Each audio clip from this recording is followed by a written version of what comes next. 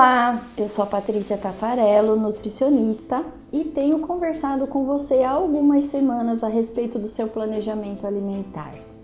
Muito bem, há algumas semanas nós falamos sobre as escolhas e sobre sustentar essas escolhas. A atividade física que você escolheu, que você sustentasse a frequência dessa atividade física, as escolhas alimentares que você fez, que você sustentasse essas escolhas, não se rendesse à pressa, à correria e acabasse comendo coisas indevidas, lotando seu dia alimentar de carboidratos e pães e bolachas, ou passando muito tempo sem se alimentar. Foi sobre isso que a gente conversou esses dias atrás. E na semana passada, especialmente, nós falamos sobre como compor um prato. Então, o seu almoço poderia ter lá as saladas, arroz, feijão, enfim, falamos sobre isso e sobre os nutrientes que viriam desta composição, que são os grandes nutrientes, o carboidrato, a proteína e o lipídio, e as vitaminas e os minerais provenientes das hortaliças e das frutas. Bom, para complementar esse assunto, já que tenho certeza que você sustentou as suas escolhas e comeu direitinho, vamos falar sobre uma outra questão importante dentro do seu planejamento diário, a ingestão de água. Muitas pessoas vão lembrar 10 horas da noite que não tomaram um copo de água sequer ao dia, ou então que tomaram 1 ou 2. Será que você se enquadra nesse grupo de pessoas? Será que está certo isso? Vocês não imaginam como é comum ouvir isso no consultório. As pessoas não têm hábito de tomar água. Olha que coisa. Também por isso que a gente tem hoje em dia a instalação de muitos problemas de saúde decorrentes da não ingestão adequada de água. Os intestinos que não funcionam, a pressão arterial que não se mantém regulada, fora os problemas renais. E é para esta classe de problemas que eu quero chamar a sua atenção hoje. A ingestão de água ela é importantíssima. Com a água, movimentamos toda a energia do nosso corpo. A água ajuda o funcionamento intestinal, a água hidrata a sua pele, ela te mantém mais saudável e mantém saudável o seu rim. Os rins compõem um sistema muito importante de filtragem, como se fossem os grandes filtros do seu corpo. Todas as substâncias, todos os nutrientes, todos os alimentos que nós ingerimos, todas as bebidas que nós tomamos, elas vão ter lá depois do processo de digestão, de absorção, elas vão passar pelos rins. O rim tem a função de filtrar, ou seja, ele vai recaptar nutrientes que ele precisa deixar no organismo, que o seu organismo está necessitando, e vai excretar através da urina os nutrientes que você não precisa, os metabólitos finais. Então temos aí uma grande circulação de vitaminas, de sais minerais, de cálcio, sódio, potássio, fósforo e da ureia e da creatinina, que são os metabólitos finais do metabolismo das proteínas de origem animal. Então imagine lá, o seu rim é um filtro, o filtro vai funcionar com água.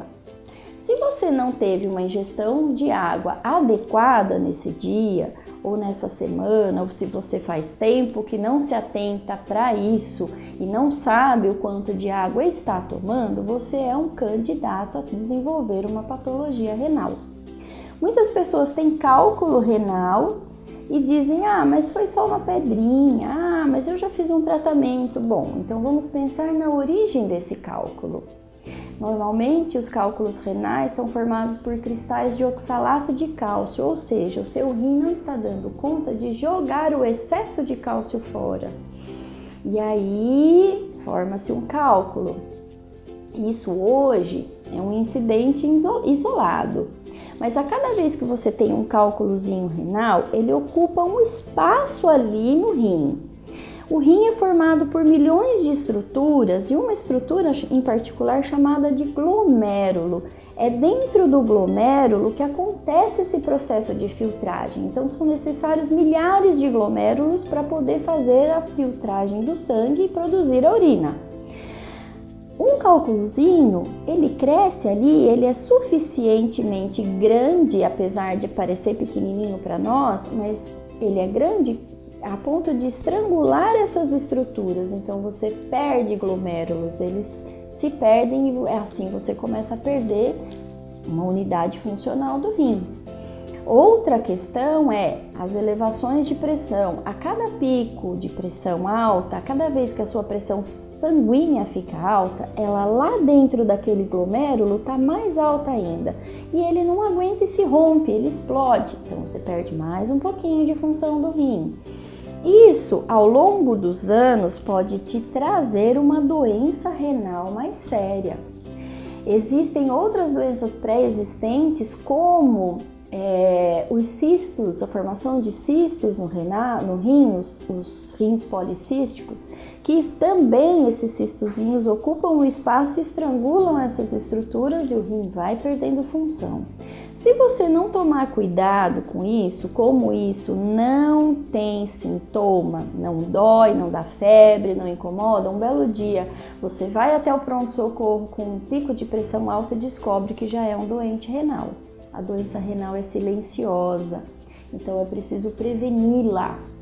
Como prevenimos? Prevenimos tomando bastante líquido, prevenimos não comendo alimentos industrializados em exagero, não exagerando nos temperos, principalmente o sal, e fazendo uma visita regular de check-up ao seu médico.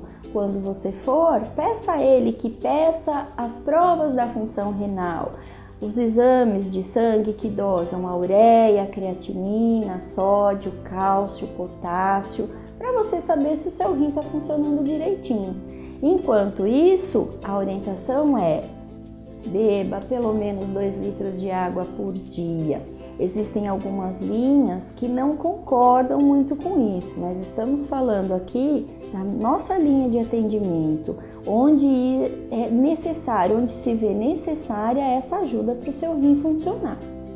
Então, enquanto você não vai ao seu médico se estiver com o seu check-up atrasado, vale tomar bastante líquido, tomar cuidado. É água, hein? Não estamos falando aqui de sucos ou chás ou refrigerantes ou leite, nada disso. Estamos falando de água.